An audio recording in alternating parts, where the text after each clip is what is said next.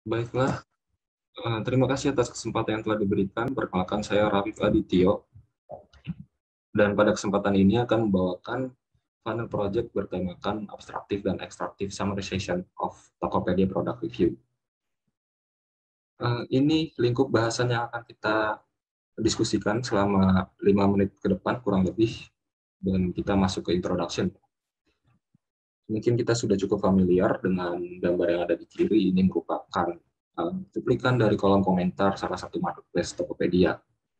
Kolom preview ini bisa juga dan biasanya juga sudah dimanfaatkan oleh company untuk melihat feedback dari customer-nya seperti apa, dan dari sisi customer sendiri bisa memanfaatkan seperti sebagai bahan pertimbangan jika tidak pernah menggunakan jasa ataupun layanan dari sebuah brand. Kalau kita lihat dari era digital sekarang ini, setiap harinya itu ada banyak data teks yang tergenerate, tapi di sisi lain kita juga memiliki keterbatasan waktu untuk bisa menangkap segala informasi yang ada. Maka inilah yang menginspirasikan saya untuk melakukan atau mengangkat topik tentang text summarization. Kita tinjau dari automatic text summarization sendiri itu memiliki banyak jenis berdasarkan tipe-tipenya. Kalau di sini saya hanya akan berfokus berdasarkan output type-nya, itu ada ekstraktif dan abstraktif.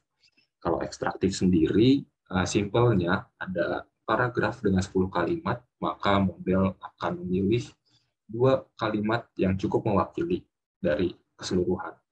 Kalau abstraktif, perbedaannya ialah model itu bukan memilih kalimat, tapi lebih ke nge-generate kalimatnya sendiri, yang emang nggak ada di kalimat asalnya. Jadi emang pure bahasanya hasil pemikiran si model.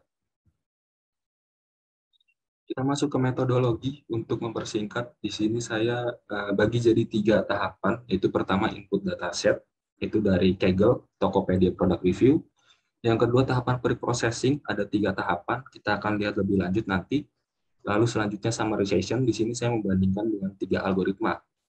Akan kita tinjau lebih lanjut juga nanti. Di pre-processing itu salah satunya ada word transformation, itu merupakan uh, pentransformasian bahasa kolokial atau bahasa sehari-hari menjadi ke bentuk bakunya.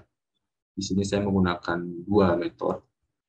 Itu pertama menggunakan kolokial Indonesia Lexicon yang telah dibuat oleh Salsabila. Kebetulan ini juga udah publish papernya. Dan yang kedua itu saya menggunakan buatan sendiri yang memang kata-katanya saya temukan selama pengerjaan. Meskipun ini juga nggak bisa mencakup semuanya, tapi cukup membantu. Lalu tahapan pre-proses, pertama input data, kedua itu kita membuat label baru, yaitu label sentimen. Kita generate dari rating yang diberikan oleh konsumer. Lalu yang ketiga itu kita pre-processing data teksnya, kita hilangkan karakter-karakter yang sekiranya nggak dibutuhkan dan kita ubah bentuknya menjadi kata-kata yang common atau formal.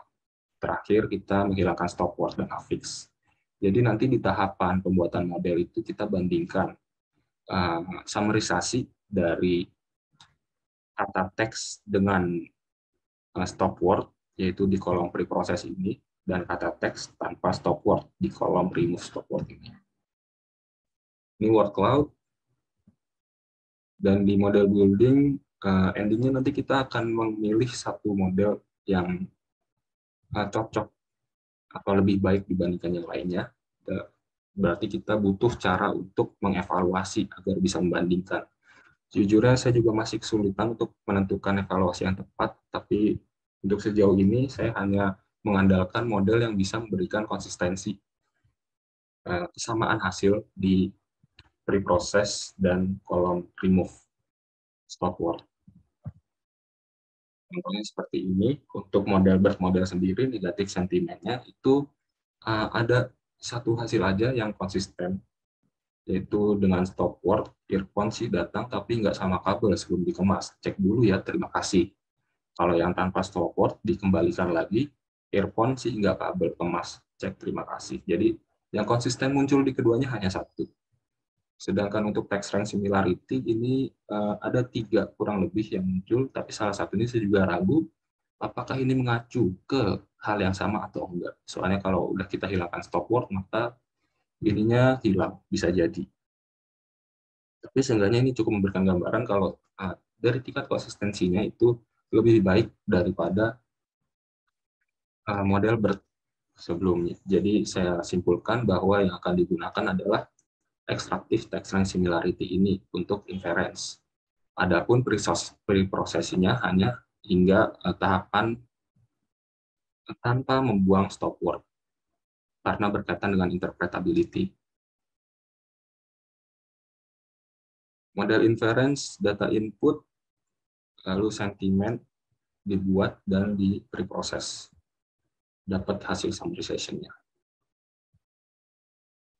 Konklusi, tahapan preproses yang sudah kita lakukan tadi ada 3 tahap, lalu extractive text range similarity itu dipilih sebagai model yang cocok dengan dataset ini karena berkaitan dengan konsistensi result-nya lebih baik daripada BERT model.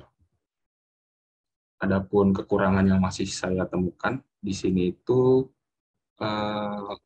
masih kurang ada appropriate evaluation method dan juga text range ini keterbatasannya adalah number of word variance-nya nggak bisa banyak-banyak. Jadi sementara saya resampling aja maksimum 160 entry data. Sekian yang bisa saya sampaikan, kurang lebihnya mohon maaf. Jika ada pertanyaan bisa lanjut di diskusi session. Terima kasih.